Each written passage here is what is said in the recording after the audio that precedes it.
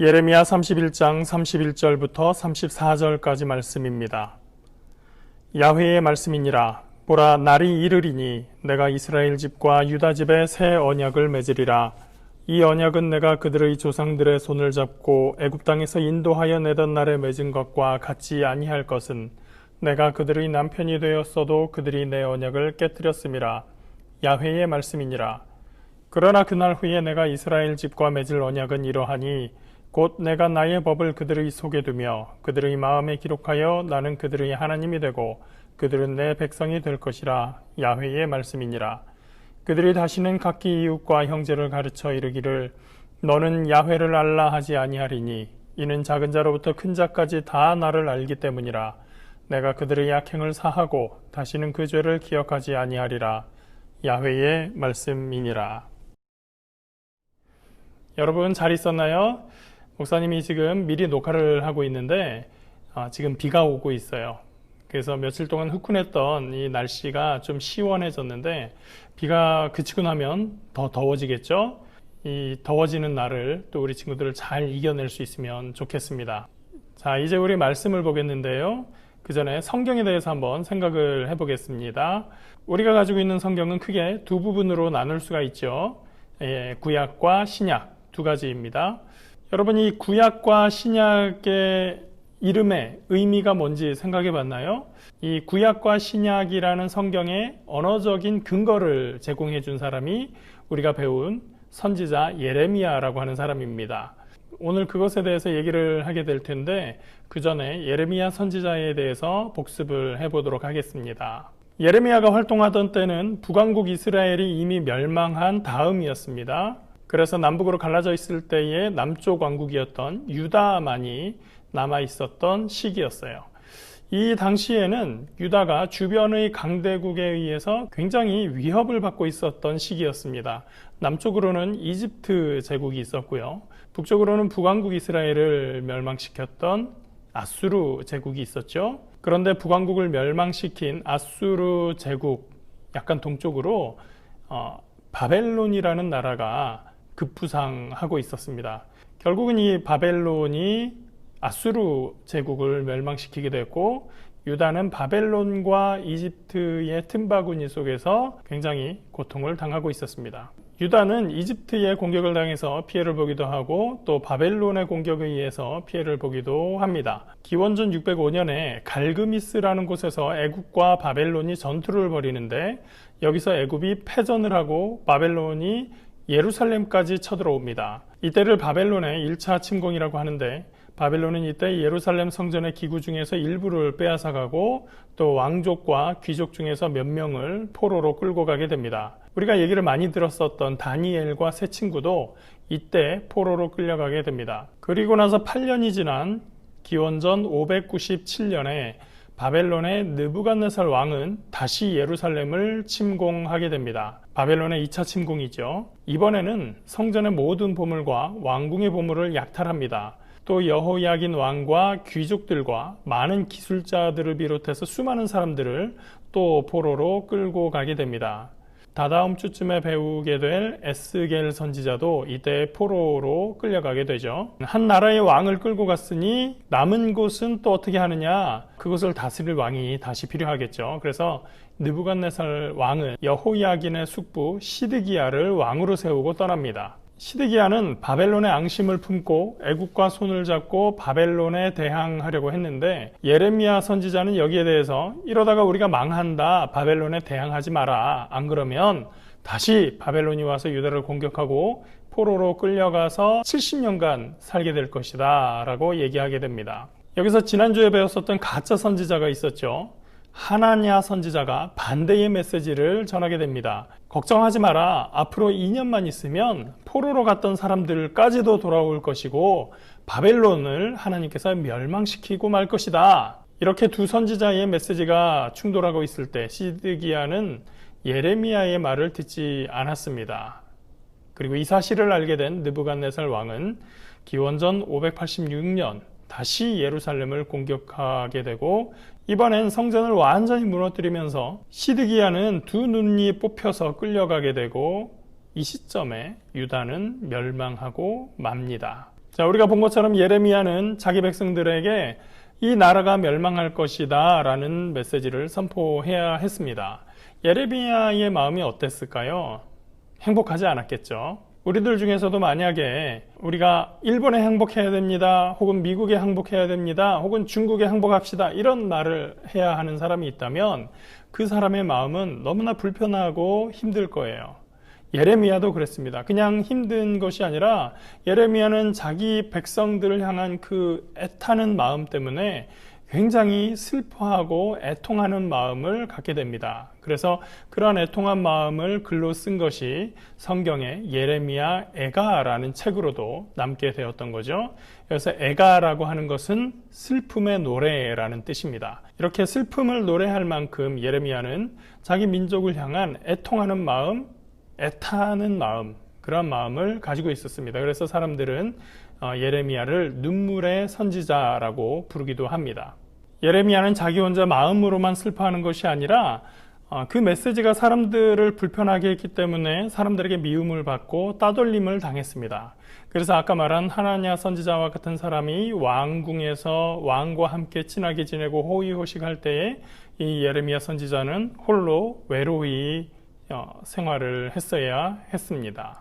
어떻게 보면 이렇게 처절하게 하나님의 심판을 선포해야 했었기 때문에 예레미야의 메시지에는 고통밖에 없단 말이냐, 이 민족을 향한 아픔과 괴로움만을 선포하는 것이 예레미야 메시지의 전부이냐, 그렇게 생각할 수 있겠지만 사실은 예레미야의 메시지에는 소망의 메시지가 담겨 있습니다.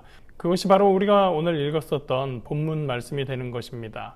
31절 말씀을 함께 보겠습니다. 야훼의 말씀이니라. 보라, 날이 이르리니 내가 이스라엘 집과 유다 집에 새 언약을 맺으리라. 여기서 이스라엘 집과 유다 집이라고 하는 것은 북왕국 이스라엘과 남왕국 유다를 이야기하는 것이겠죠. 그 다음에 새 언약이라고 하는 말을 보면 새 언약 이전에 옛날 언약도 있다라고 하는 말이 될 거예요. 새 언약을 줄여서 한자어로 말하게 되면 바로 신약이 되는 것입니다. 그럼 반대로 옛날 언약을 또 한자어로 줄여서 말하면 어떻게 될까요? 그렇죠. 그것이 구약이 되는 것입니다.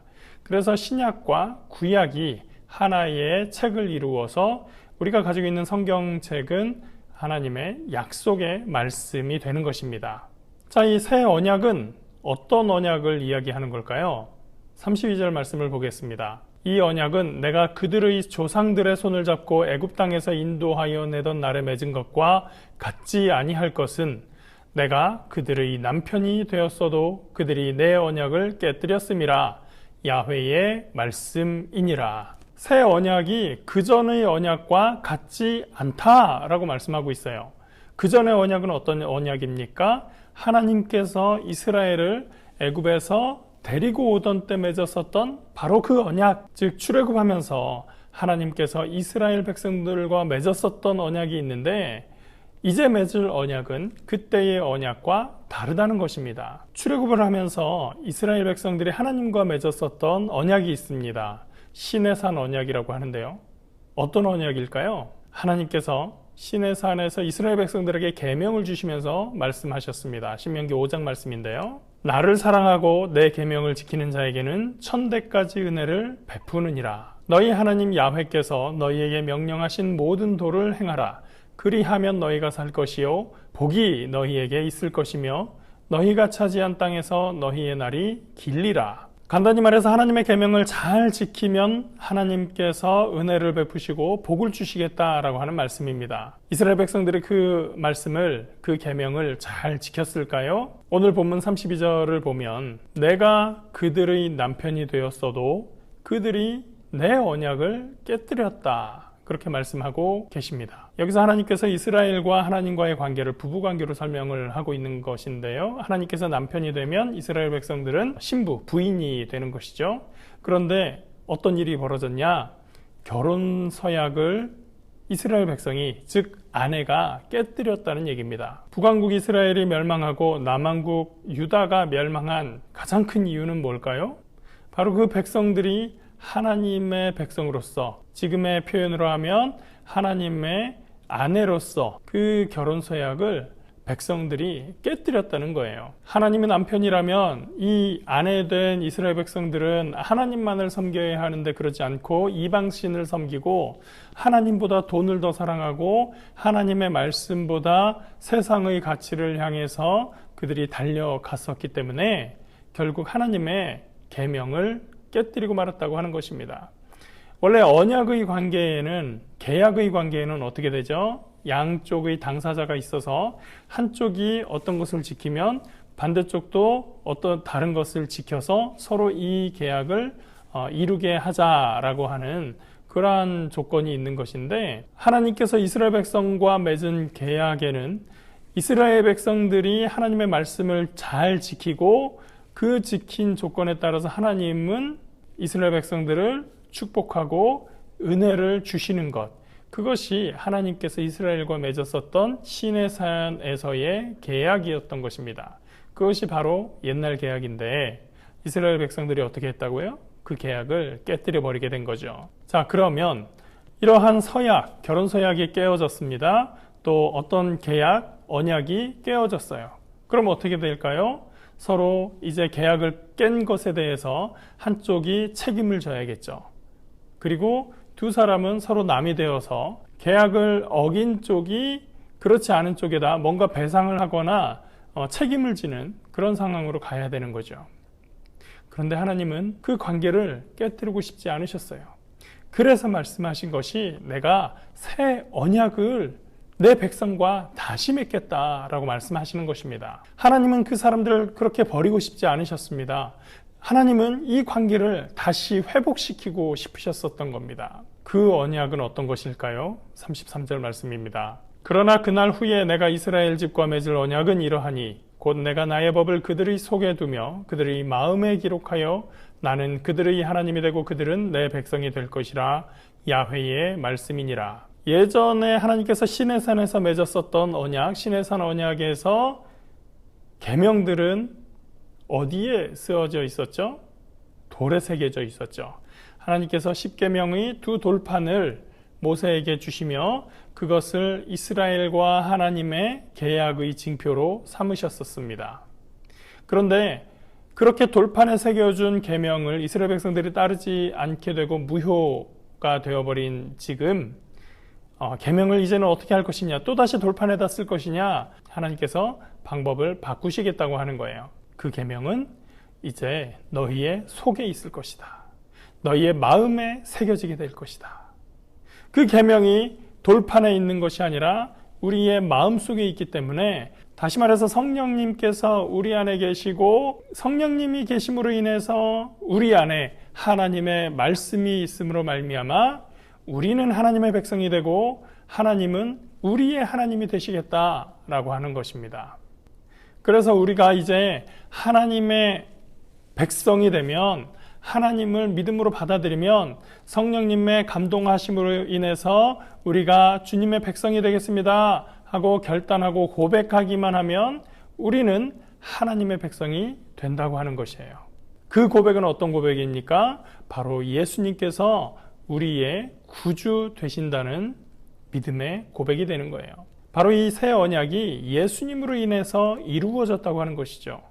누가복음 말씀에 또 떡을 가져 감사기도 하시고 떼어 그들에게 주시며 이르시되 이것은 너희를 위하여 주는 내 몸이라 너희가 이를 행하여 나를 기념하라 하시고 저녁 먹은 후에 잔도 그와 같이 하여 이르시되 이 잔은 내 피로 세우는 새 언약이니 곧 너희를 위하여 붓는 것이라. 이 말씀은 예수님께서 공생애의 마지막 날 최후의 만찬의 자리에서 제자들에게 떡과 포도주를 주시면서 바로 이 잔이 내 피로 세우는 새 언약이다 라고 말씀하셨었던 거예요. 바로 다음 날 십자가에 달려서 피 흘리실 예수님께서 포도주를 가지고 이것이 바로 내가 흘릴 피다, 그 언약의 피다, 너희를 향한 새 언약의 피다 라고 말씀하셨던 겁니다. 예수님은 그 십자가의 피로 우리를 용서하셨습니다. 오늘 34절 뒤쪽 말씀에 뭐라고 말씀하고 계신가요? 내가 그들의 악행을 사하고 다시는 그 죄를 기억하지 아니하리라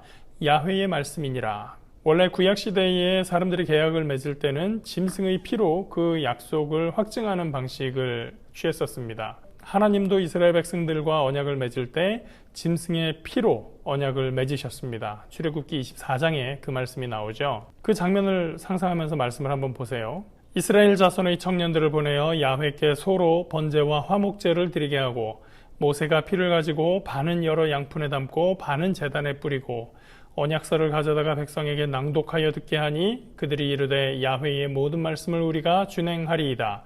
모세가 그 피를 가지고 백성에게 뿌리며 이르되 이는 야훼께서 이 모든 말씀에 대하여 너희와 세우신 언약의 피니라. 이렇게 시내의 산에서 맺은 언약도 피로 맺은 언약이었습니다. 그런데 그 피로 맺은 언약이 깨지고 만 거예요. 그런데 예수님께서 이 땅에 오셔서 바로 내 피로 그 언약을 새롭게 하겠다라고 말씀하신 거죠. 다른 사람도 아니라 하나님의 독생하신 아들 예수님께서 그 피로 언약을 새롭게 하셨다고 하는 것입니다. 그리고 그 피는 죄를 용서하는 피였습니다.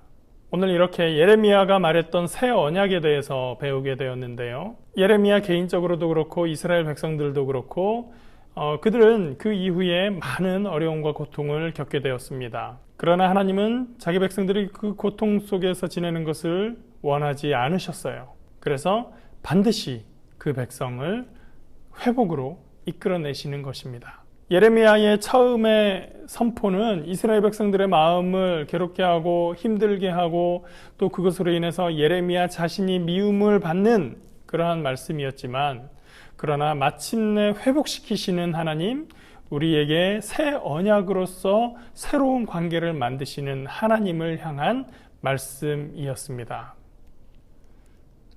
우리가 예수님에 대해서 전할 때 어떤 사람들은 왜 너희는 예수님만 구원의 길이다, 예수님만 진리다라고 얘기하냐 하면서 싫어하고 미워할 수도 있습니다. 그런데 진리가 하나인 것은 어쩔 수가 없잖아요. 그것이 진실이라면 그건 바꿀 수가 없는 거잖아요. 우리가 좋아하고 싫어하는 것과 상관이 없어요. 안타까운 것은 그것을 받아들이지 않는 사람들을 위해서도 예수님은 십자가에서 피를 흘리셨다는 거예요. 다만 그 보혈을 받아들이기만 하면 되는데 그것을 받아들이지 않는 사람들의 마음, 그것이 참 안타까운 것이죠. 여러분, 예수님의 언약 안에 소망이 있습니다. 이것은 내 피로 세운 새 언약이다 라고 말씀하신 그 예수님의 말씀대로 우리가 언약의 백성답게 살아가며 믿음의 사람으로 성장하기를 축원합니다. 함께 기도합니다. 사랑과 은혜의 하나님 감사합니다. 예수님의 보혈로 새 언약을 세우신 것을 감사합니다. 어디를 가든지 주님의 보혈을 기억하고 의지하며 그 보혈 안에서 감사와 영광 돌리는 저희들 될 수 있도록 인도하여 주시옵소서. 주님의 복음이 사람들을 살리는 은혜의 복음인 것을 우리가 확실하게 믿고 또 우리 이웃에게, 친구들에게, 우리가 만나는 사람들에게 확실하게 증거할 수 있는 믿음의 사람들 될 수 있도록 주님께서 우리와 함께하여 주시옵소서. 무엇보다 믿음의 사람들로서 이 땅에서 주님의 말씀 가지고 힘차게 살아갈 수 있는 능력의 사람들 될 수 있도록 주님께서 함께하여 주시옵소서. 감사하며 예수님의 이름으로 기도합니다. 아멘.